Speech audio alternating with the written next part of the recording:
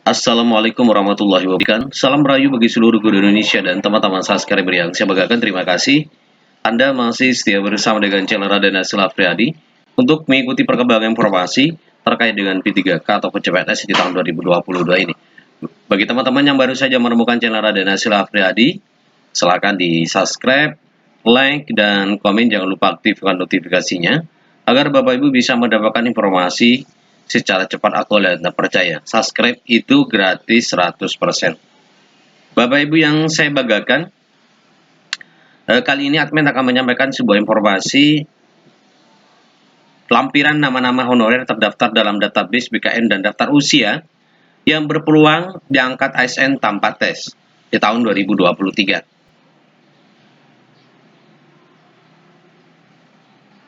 Harapan besar honorer untuk bisa melanjutkan karirnya menjadi PNS atau P3K di tahun 2023 termasuk diangkatnya menjadi ASN tanpa tes adalah hal yang paling ditunggu-tunggu.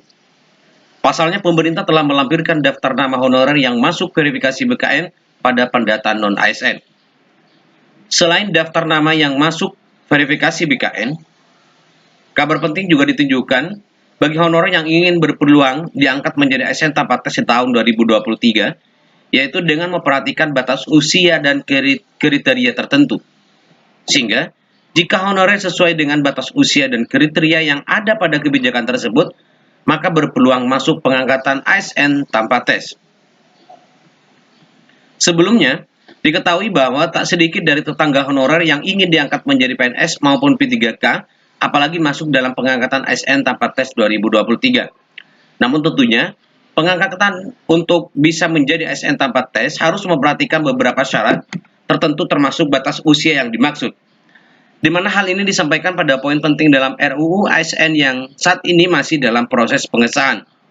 Pasalnya, diketahui pengesahan RUU ASN sendiri untuk saat ini tinggal menunggu masuk masa sidang yang diperkirakan akan dilakukan pada pertengahan Agustus bulan yang akan datang ini. Hal ini sebagaimana disampaikan oleh Ketua Komisi 2 DPR RI Ahmad Doli Kurnia yang membawa kabar positif untuk tetap memperjuangkan nasib honorer.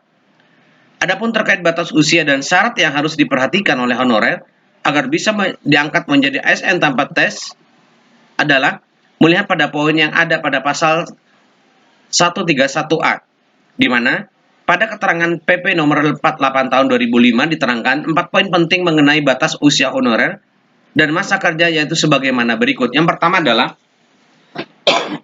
tenaga honorer dengan umur maksimal 46 tahun yang memiliki masa kerja 20 tahun ke atas di suatu instansi pemerintah.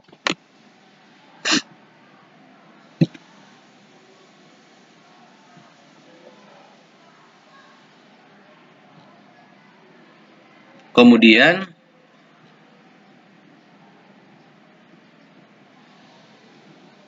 yang kedua adalah tenaga honorer dengan umur maksimal 46 tahun yang memiliki masa kerja 10-20 tahun secara terus-menerus di suatu instansi pemerintah.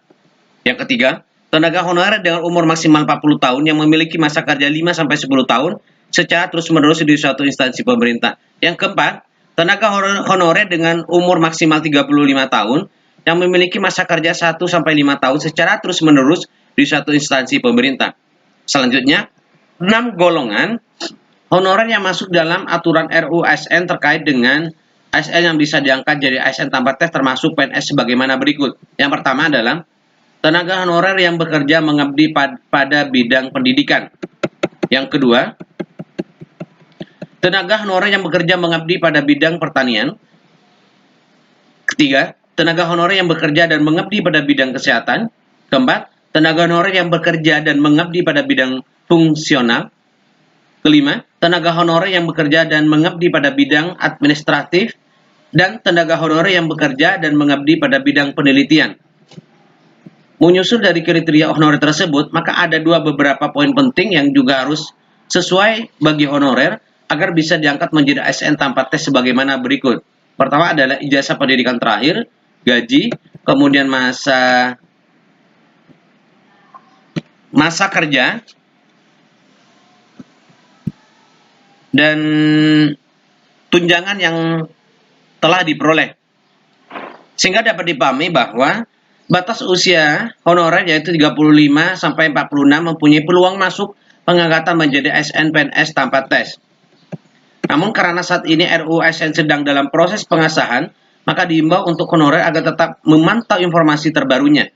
Selanjutnya, honorer juga sangat dihimbau untuk mengecek daftar nama yang masuk pada verifikasi BKN pada pendataan non-ASN, di mana BKN telah resmi menutup pendataan non-ASN dan kamu bisa melihat sebagian daftar nama yang tercantum dalam berikut ini. Ini adalah salah satu data Bapak Ibu sekalian, mudah-mudahan bisa terlihat oleh teman-teman sekalian. Ada Inor Madelia, Diana Astuti, Ernawati, Irma Danti, Dani Saputra. Ini adalah Bapak Ibu bisa cek sendiri, mudah-mudahan bisa kelihatan ya. Itu adalah beberapa nama yang terdaftar di database, dan ini ada Marsi Fitriani, Ramlan Sawali, Sri Fitrianingrum, Lisnawati, kemudian Titin Trisnawati, Ramansa, dan Muhammad Saifullah. Kemudian ini banyak sekali Bapak Ibu sekalian. Atau mungkin Bapak Ibu bisa masuk kepada website resmi BKN. Di sana ada beberapa cara untuk bisa ngecek apakah nama kita masuk kepada database atau bukan. Kita tinggal memasukkan nama, kemudian nama sekolah. Dan kita tinggal enter, dan data itu akan tampil di layar. Apakah Anda termasuk database atau bukan. Nah, bagi teman-teman yang sudah masuk database, kalian tinggal menunggu saja pelaksanaan ASN P3K tahun 2023 ini. Ini banyak sekali Bapak Ibu. Ada Panilawati. Ini yang rata-rata mereka itu adalah THK ya. THK 2. Tapi ada sebagian memang ada teman-teman yang masuk ke database itu yang bukan THK. Ya. Ini adalah beberapa nama-nama yang sudah tercantum. Dan kalau nama Bapak Ibu tidak bisa dibaca, bisa langsung masuk ke website resmi BKN, kemudian Bapak Ibu tinggal masuk ke pencarian, tinggal memasukkan nama dan nama sekolah kita. Insya Allah namanya akan tampil jika memang masuk ke database. Inilah Bapak Ibu sekalian, mudah-mudahan informasi ini bisa tersampaikan kepada teman-teman sekalian. Beberapa kriteria yang nantinya bisa ikut tes P3K, ASN P3K 2023 yang tanpa tes ya. Mudah-mudahan teman-teman Ibu sekalian bisa terdaftar ke sini.